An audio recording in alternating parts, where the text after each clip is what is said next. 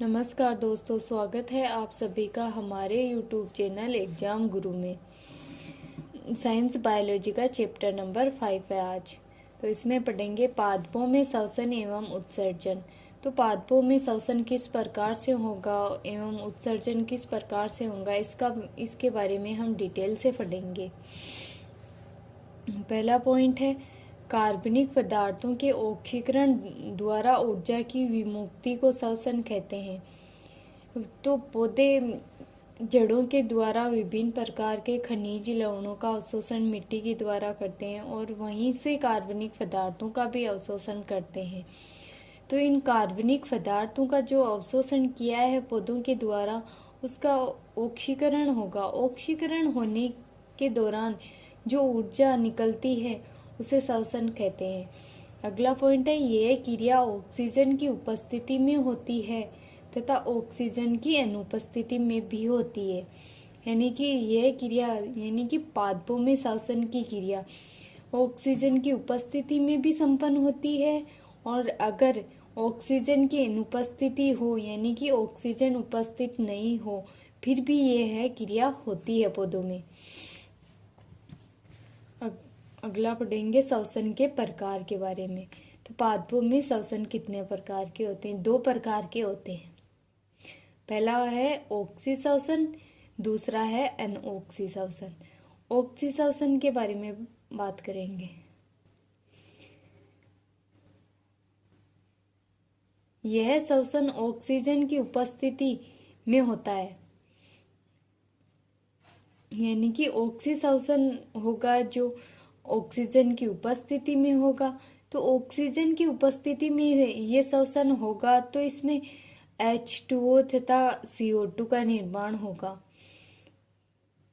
तो इसमें जल और कार्बन डाइऑक्साइड का निर्माण होगा।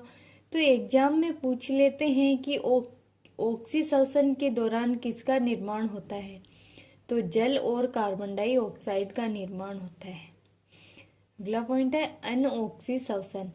अनऑक्सी श्वसन के बारे में यह श्वसन ऑक्सीजन की अनुपस्थिति में होता है यानी कि इस श्वसन के दौरान ऑक्सीजन की आवश्यकता नहीं होती है, बिना ऑक्सीजन के ये क्रिया हो जाती है। इसमें एल्कोहल का निर्माण होता है। अनऑक्सी श्वसन के दौरान किसका निर्माण होता है? एल्कोहल का। तो बहुत बार एग्जाम में पूछते हैं कि अनऑक्सी श्वसन के दौरान किसका निर्माण होता है? H2O का, CO2 का, एल्कोहल का, उपयुक्त तीनों का। तो इसमें एल्कोहल का निर्माण होता है। अगला पढ़ेंगे ग्लाइकोलिसिस चक्र। तो ग्लाइकोलिसिस चक्र के बारे में डिटेल से पढ़ेंगे। ये कहाँ संपन्न होता है, इसके दौरान क्या बनता है, इसके दौरान कितने ATP अणु का निर्माण होता है, क्या है? ग्लाइकोलिसिस चक्र का पहला पॉइंट है यह क्रिया कोशिका के कोशिका द्रव्य में संपन्न होती है। ये कोशिका के कोशिका द्रव्य में होता है ये ग्लाइकोलाइसिस चक्र। तो कोशिका द्रव्य को इंग्लिश में साइटोप्लाज्म बोला जाता है। तो एग्जाम में कोशिका द्रव्य ना देकर साइटोप्लाज्म दिया हुआ होगा या कोशिका द्रव्य, इसको इंग्लिश में कोशिका द्रव्य को साइटोप्लाज्म बोला जाता है। ग्लाइकोलाइसिस चक्र के दौरान ग्लूकोज का एक अणु लेंगे हम। ग्लूकोज के एक अणु के द्वारा इसमें पायरुविक अम्ल के 2 अणु बनेंगे यानी कि पूरा चक्कर संपन्न होगा। जहां तक लास्ट का अणु बनेगा वो पायरुविक अम्ल बनेगा। अगला पॉइंट है इस प्रक्रिया में 8 ATP ऊर्जा अणु प्राप्त होते हैं।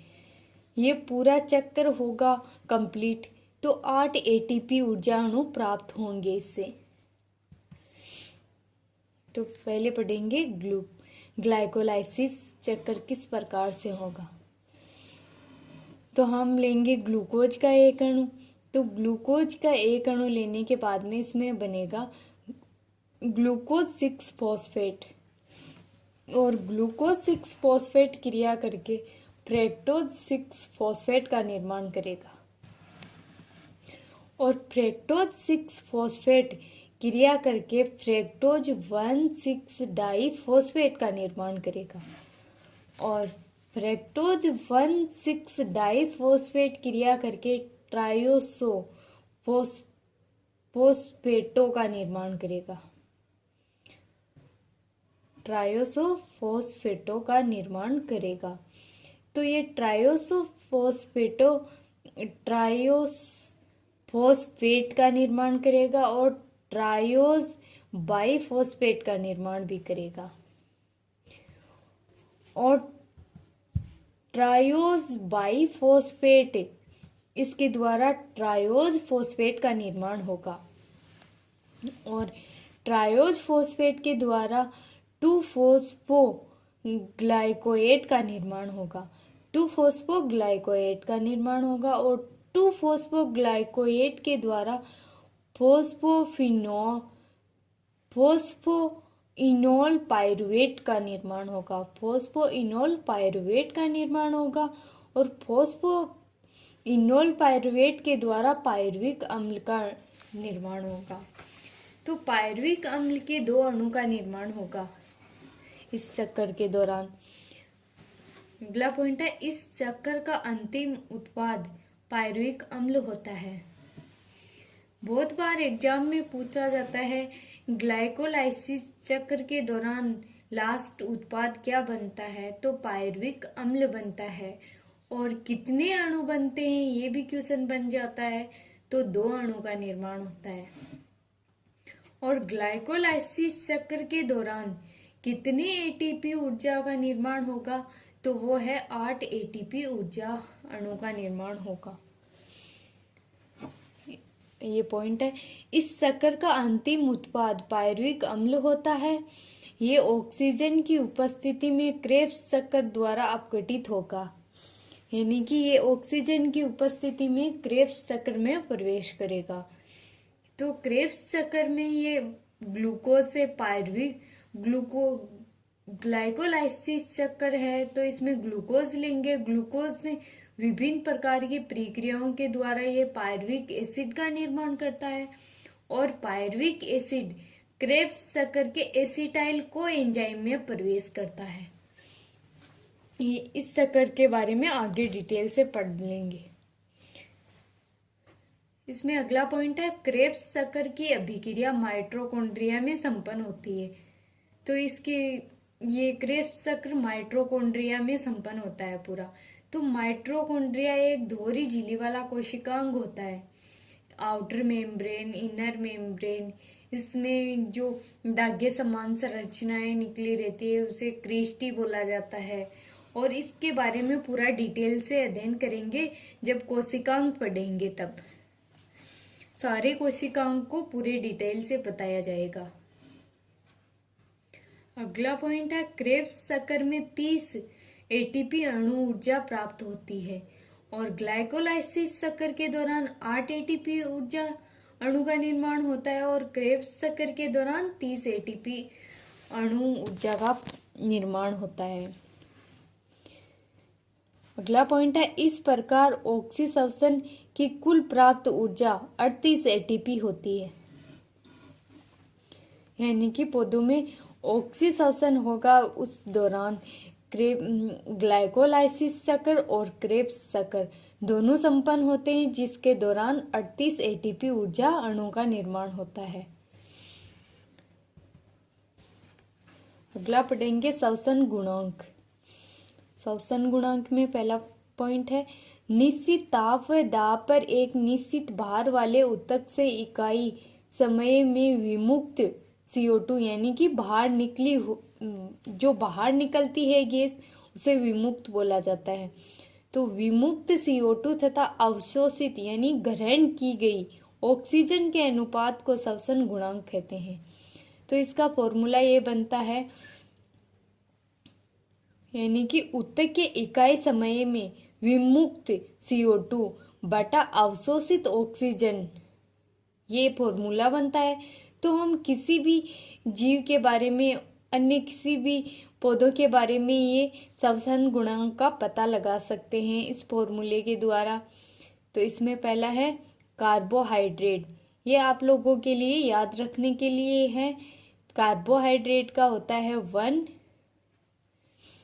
और दूसरा है फैट वसा, इसका होता है 0.7 से 0.75। अगला पॉइंट है प्रोटीन, इसका होता है 0.78 से 0.79 तक। अगला है कार्बनिक एसिड, इसका होता है 1 से अधिक। अब पादपों में उत्सर्जन किस प्रकार से होगा तो इसके बारे में पढ़ेंगे।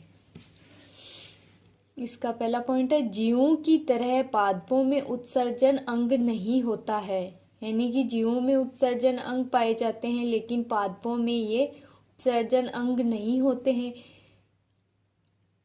अगला पॉइंट है, पादपों में उत्सर्जन की क्रिया बहुत ही सरल होती है, उत्सर्जन अंग नहीं पाया जाता तो ये प्रोसेस सरल होगी ही। अगला पॉइंट है, पौधे अपनी संचित ऊर्जा का उपयोग, यानी पौधे के द्वारा जो ऊर्जा संचित की गई है, यानी कि जो स्टोर की गई है उसका उपयोग करके प्रकाश संश्लेषण में क्रिया कर लेते हैं, जिससे उत्सर्जन हेतु बहुत कम पदार्थ बचता है। अगला है, स्थलीय पादपों में रंध्रों द्वारा गैस विनिमय होता है। स्थलीय पादपों में रंध्रों द्वारा, यानी कि रंध्र क्या होते हैं, पत्तियों पर छोटे छोटे छिद्र समान जो संरचनाएं दिखाई देती है उन्हें रंध्र बोला जाता है। इन रंध्रों के द्वारा ही पौधों में गैसों का आदान प्रदान होता है।